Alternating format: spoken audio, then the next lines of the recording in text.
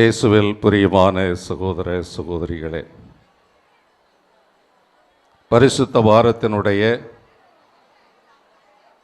இயேசுவின் பாடுகளை பற்றிய வாரத்தினுடைய முதல் நாளில் தான் நாம் கூடியிருக்கிறோம். அதுதான் குருத்து ஞாயிறு.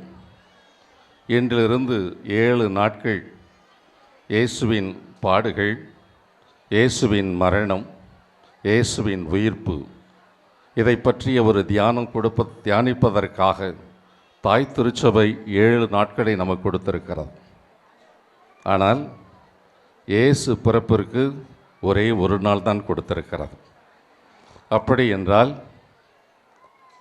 இயேசுவினுடைய பாடுகள், இயேசுவினுடைய மரணம், இயேசுவினுடைய உயிர்ப்பு எந்த அளவுக்கு முக்கியமானது என்பதைத்தான் தாய் திருச்சபை நமக்கு சுட்டி காட்டுகிறது. கத்தோலிக்க கிறிஸ்துவன் மாத்திரமல்ல, கிறிஸ்துவனுடைய விசுவாசத்தின் அடிநாதமாக இருக்கக்கூடியது இயேசுவின் பாடுகளும் இயேசுவின் மரணம்தான்.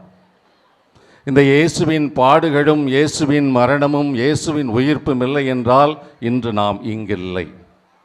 எனவே இந்த நாட்களில் தாய் திருச்சபையானது இந்த 7 நாட்களில் முழுமையாக இயேசுவினுடைய பாடுகளை தியானிப்பதற்காக, அந்த தியானிப்பதன் வழியாக இயேசுவினுடைய பல்வேறு காயங்களை குறித்து நம் உள்ளத்தின் உள்வாங்கி அவரை போல வார வேண்டும் என்பதற்காக தாய் திருச்சபை இன்று நம்மை வழிநடத்த காத்திருக்கிறது. வேதத்தை எடுத்து வாசித்து பார்க்கிறோம். அங்கே இயேசுவினுடைய வாழ்க்கை வரலாறானது அழகாக எழுதப்பட்டிருக்கிறது, படம் பிடித்து காட்டப்பட்டிருக்கிறது. இயேசுவின் வாழ்க்கையில் பார்க்கிறோம், அவர் 3 பயணங்களை மேற்கொண்டிருக்கிறார். முதல் பயணம் பெத்லகேமில் 3 ஞானிகள் வந்து ஏரோது அரசரை பார்த்து, யூதரின் அரசர் ஒருத்தர் பிறந்திருக்கிறாராமே என்று சொல்லி அவரை பார்க்க வந்திருக்கிறோம் என்று சொன்னபோது, எனக்கு நிகராக ஒரு அரசனா? உள்ளத்தின் ஆழத்தில் பொறாமை, ஆங்காரம், வஞ்சகம் இருக்கக்கூடாது, ஒழித்தாக வேண்டும், சாகடிக்க வேண்டும் என்ற ஒரு திட்டம் தீட்டுகின்ற வகையில் புனித சூசையப்பருக்கு இந்த திட்டம் சொன்னபோது, புனித சூசையப்பர் அன்னை மரியாள் பாலன் இயேசு திருக்குடும்பமானது எகிப்திற்கு செல்லுகிறது, மீண்டும் நாசரேத்திற்கு வருகிறது. அத்தோடு மாத்திரமல்ல, அங்கிருந்து அந்த திருக்குடும்பமானது ஜெருசலேம் தேவாலயத்திற்கு சென்று அந்த ஒரு காட்சியோடு முடிவடைகிறது. அதுதான் முதல் பயணம், வாழ்க்கை பயணம், இயேசுவின் வாழ்க்கை பயணம். இரண்டாவதாக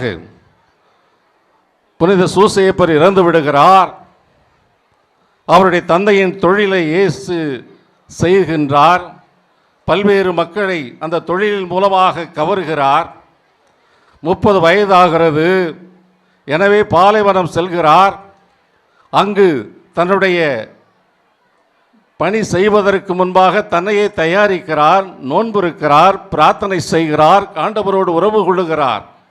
அத்தோடு மாத்திரமல்ல, அதன் பிறகு வருகிறார், வெளியே வருகிறார். தன்னுடைய சீடர்கள் புடைசூழ, அப்போஸ்தலர்கள் புடைசூழ கலிலேயா, யூதேயா, சமாரியா போன்ற பகுதிகளுக்கெல்லாம் பணி செய்கிறார். ஆக இத்தகைய காலகட்டங்கள் அவருடைய 2வது பயணத்தை எடுத்து காட்டுகிறது. அதுதான் பணிக்கான பயணம். 3ஆவதாக ஜெருசலேமுக்குள் வருகிறார். எந்த நோக்கத்திற்காக இந்த உலகத்தில் அவர் மனிதனாக அவதாரம் எடுத்தாரோ, எந்த நிலைக்காக அந்த உலகத்திலே அவர் வந்தாரோ, அந்த நோக்கம் நிறைவேற நாம் அனைவரும், உலக மக்கள் எல்லாரும் நிலை வாழ்வு பெற, தந்தையின் திருவிழத்தை நிறைவேற்ற அங்கே வருகிறார். தன்னை முழுவதும் அர்ப்பணிக்கிறார். தன்னுடைய பாடுகளுக்கு உட்படுத்துகிறார். தன்னுடைய மரணத்திற்கு தன்னை கையளிக்கிறார். அதுதான் அவருடைய 3வது பயணம், மரண பயணம். பிரியமான சகோதரனே, சகோதரியே, இந்த ஒரு மரண பயணத்தை தான் இந்த பரிசுத்த வாரத்திலே நாம் நினைவு கூற இருக்கிறோம். அவர் கல்லறை நோக்கி செல்ல இருக்கக்கூடிய இந்த பயணத்தை தான் புனித வாரமாக நாம் கொண்டாடி கொண்டிருக்கிறோம். கல்லறைக்குள் வாழ்ந்து நம்மை வாழ வைக்கப் போகிற அந்த பயணத்தை தான் நாம் இந்த பரிசுத்த வாரத்திலே தியானிக்க இருக்கிறோம். இந்த தியானத்தை தான் இன்று வாசிக்கப்பட்ட வாசகமானது வெளிப்படுத்தப்படுகிறது. இந்த வாசகத்தின் வழியாக கடவுள் நமக்கு சொல்லக்கூடிய ஒரு தேவ செய்தி என்னவென்று சொன்னால், ஒரு மனிதனுடைய வாழ்க்கையிலே ஏற்படுகிற உடலின் வழியாக ஏற்படுகிற துன்பமாக இருந்தாலும், உள்ளத்தில் ஏற்படுகிற துன்பமாக இருந்தாலும், ஆன்மீக துன்பமாக இருந்தாலும், அந்த துன்பங்கள் அனைத்தும் நமக்கு வாழ்வு தேடித்தான் இருக்க வேண்டுமே ஒழிய, வாழ்வைத்தான் கொடுக்க வேண்டுமே இருக்கிற ஒழிய மாற்று வழியில் செல்லக்கூடாது என்ற உயர்ந்த தேவ செய்தியைத்தான் கடவுள் நமக்கு தருகிறார். ஒவ்வொரு மனிதனுடைய வாழ்க்கையிலும் உடலிலும் துன்பம் உண்டு, உள்ளத்திலும் துன்பம் உண்டு, ஆன்மீகத்திலும் துன்பம் இருக்கிறது. அந்த துன்பத்தை நினைத்து நாம் வேதனைப்படுவதோடு மட்டுமல்லாமல் கடவுளை தேடி சென்று அவருடைய வழியை நாடுகின்ற பொழுது அவர் ஒரு புதிய வழியை காட்டுவார், புதிய வழியை கொடுப்பார் என்ற ஒரு செய்தியைத்தான் இன்றைய நாளில் நமக்கு எடுத்து காட்டுகிறார். உடலில் ஏற்படுகிற துன்பம் 2005ஆம் ஆண்டு நீலகிரி மணல் வயல் என்ற ஒரு சிற்றூர், அந்த ஊரிலே ஜோசப் என்ற ஒருவர், அவருடைய மகன் கிறிஸ்டி ஜோசப் 9 வயது சிறுவன், அவனுக்கு ஒரு தங்கை 7 வயது சிறுமி. திரு இருதய ஆண்டவர் மெட்ரிகுலேஷன் பள்ளி, ஒவ்வொரு நாளும் பள்ளிக்கு சென்று வருகிறார்கள். பள்ளி முடிந்து வந்து கொண்டிருக்கிறார்கள். ஜோசப், கிறிஸ்டி ஜோசப், தங்கை, அவருடைய நண்பர்கள் வந்து கொண்டிருக்கிறார்கள். திடீரென்று அங்கு ஒரு வெறி நாய் வருகிறது. அந்த வெறி நாய் அந்த 7 வயது சிறுமியை தேடி கடிக்க ஓடுகிறது. அப்போது இந்த 9 வயது சிறுவன் ஜோசப் என்ன செய்கிறான்? கிறிஸ்டி அந்த வெறி நாயுடைய கழுத்தை பிடிக்கிறான். கழுத்தை பிடித்து கொண்டிருக்கிறான். 10 நிமிடம் திமிரி அவனுடைய கையை குதறி கடிக்கிறது. வலி தாங்க முடியவில்லை. அங்கிருந்தவர்களெல்லாம் ஓடி வருகிறார்கள். வந்தவர்கள் சொல்லி பார்க்கிறார்கள், தம்பி அந்த நாயை விட்டுவிடு என்று சொல்லி. அவன் சொல்லுகிறான், விட்டுவிட்டால் என் தங்கை என்னுடைய நண்பர்களை எல்லாம் கடித்துவிடும், என்னை கடித்தால் பரவாயில்லை என்று சொல்லி அவன் விடாமல் பிடித்து கொண்டிருக்கிறான். அப்போது அங்கிருந்தவர்களாம் கூடி அந்த குழந்தையை, அந்த சிறுவனை மீட்கிறார்கள், மருத்துவமனையில் சேர்க்கிறார்கள். அவனுக்கு வைத்தியம் பார்க்கப்படுகிறது, சுகமடைகிறார். இது அவனுக்கு ஏற்பட்ட துன்பம், உடலில் ஏற்பட்ட துன்பம். எதற்காக? தன்னுடைய நண்பர்களை காப்பாற்ற வேண்டும் என்பதற்காக. எனவே தமிழக அரசானது 2006ஆம் ஆண்டு அண்ணா விருதை கொடுத்து அந்த சிறுவனை கௌரவிக்கிறது. இதுதான் உடலில் ஏற்படுகிற துன்பம். அந்த உடலில் ஏற்பட்ட துன்பத்தை கண்டு அவன் துவண்டு விடவில்லை. எனக்கென்ன வேண்டும் என்று அவன் சென்று விடவில்லை. என்னுடைய தங்கை மாத்திரமல்ல, என்னோடு வந்த நண்பர்கள் காப்பாற்றப்பட வேண்டும் என்ற அந்த உயர்ந்த எண்ணமானது, கிறிஸ்துவினுடைய பிரதிபலிப்பானது அவனிடம் இருந்ததால் தான் அவன் அந்த உயர்ந்த விருதை பெறுவதை நாம் பார்க்கிறோம். உள்ளத்தில் ஏற்படுகிற துன்பங்கள். புனித சவேரியார் வெளிதேசத்திலிருந்து தமிழகம் வருகிறார். வந்து தேவனுடைய செய்தியெல்லாம் போதிக்கிறார். அவ்வளவு எளிதாக அவர் போதித்து கொடுக்க முடியவில்லை. பல்வேறு துயரங்களை அவர் படுகிறார். மொழியில் அவருக்கு ஏற்பட்டிருக்கிற பிரச்சனை, பண்பாட்டில் ஏற்பட்டிருக்கிற பிரச்சனை, உணவில் ஏற்பட்டிருக்கிற பிரச்சனை, அவருடைய பணியின் பொழுது மக்களுடைய எதிர்ப்பில் ஏற்பட்ட பிரச்சனை, இதையெல்லாம் கடந்து அவர் வேதனையில் இருந்தாலும் பணி செய்தார். அதை பற்றி, அவருடைய வேதனை பற்றி அவர் எழுதுகிற பொழுது என்ன சொல்லுகிறார் என்று சொன்னால், இந்த பணிகளை எல்லாம் செய்கிற பொழுது என்னுடைய மனம், என்னுடைய உள்ளம் என்ன பேசியது என்றால், உத்தரிக்கிற ஸ்தலத்தில் என்னுடைய பாவங்களுக்கு பரிகாரமாக நான் வெந்து இந்த வேதனைகளை ஒப்புக் கொடுத்தேன் என்று சொல்லுகிறார். அந்த அளவுக்கு உள்ளத்தின் ஆழத்தில் துன்பங்களையும் துயரங்களையும் தாங்கி இருந்தார். ஆக மனிதனுடைய வாழ்க்கையிலே உள்ளத்தில் இருக்கக்கூடிய துன்பங்கள், வேதனைகள் வருகிற பொழுது, நம்மை புறக்கணிக்கிற பொழுது, சொல்லனா துயரங்கள் படுகிற பொழுது, இறைவன் என்னோடு இருக்கிறார் என்ற அந்த ஆழமான உணர்வு இருந்தாலே நாம் வழியை நோக்கி போவோம் என்பதைத்தான் இன்றைய நாளில் ஆண்டவர் நமக்கு எடுத்து காட்டுகிறார். 3வது ஆன்மீக வேதனை, ஆன்மீக துன்பம். அவர் ஒரு பேராசிரியை, புகழ்பெற்ற கல்லூரியில் பணிபுரிகிறார். நன்றாக படிக்கக்கூடியவர், சிறந்த பக்திமான். ஆண்டவருக்குள் மிகுந்த ஐக்கியமானவர் தான். ஆனால் நெட் எக்ஸாம் என்று நடந்து கொண்டிருக்கிறது. அந்த தேர்வில் எழுதி கொண்டே இருக்கிறார், தோல்வி அடைந்து கொண்டே இருக்கிறார்.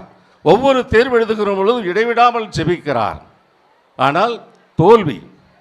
ஒரு காலகட்டத்தில் தோல்வி அடைந்த பிறகு என்ன பிரயோஜனம், நான் ஒவ்வொரு நாளும் திருப்பலிக்கு சென்று திவ்ய நற்கருணை உண்டு, என்ன இதனால் பயன், நான் வேண்டிய ஜெபத்தை ஆண்டவர் கேட்கவில்லை என்ற ஒரு கலக்கமும் சஞ்சலமும் ஆடி நான் இனி தேவாலயத்திற்கு செல்ல மாட்டேன், நான் இனி ஜெபிக்க மாட்டேன் என்ற அந்த ஒரு இக்கட்டான நிலை இருக்கிறதே, அதுதான் ஆன்மீக துன்பம்.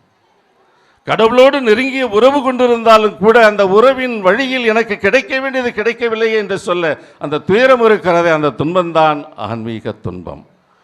ஆனால் அந்த சகோதரி ஒரு மாதம் இப்படி இருந்துவிட்டு, நான் இறைவனுக்கு எதிராக இப்படி இருந்து விட்டேனே என்று சொல்லி மீண்டும் தேவாலயத்தில் வந்து தன்னை முழு அர்ப்பணிக்கின்ற பொழுது கடவுள் அவரை வேறு வகையில் உயர்த்தியதை பார்க்கிறோம். ஆக பிரியமான சகோதர சகோதரிகளே, இவ்வாறு ஒரு மனிதனுக்கு உடல் அளவில் துன்பங்கள் இருந்தது, உள்ளத்தில் அளவில் துன்பங்கள் இருந்தது, ஆன்மீக வழியில் துன்பம் இருந்தது.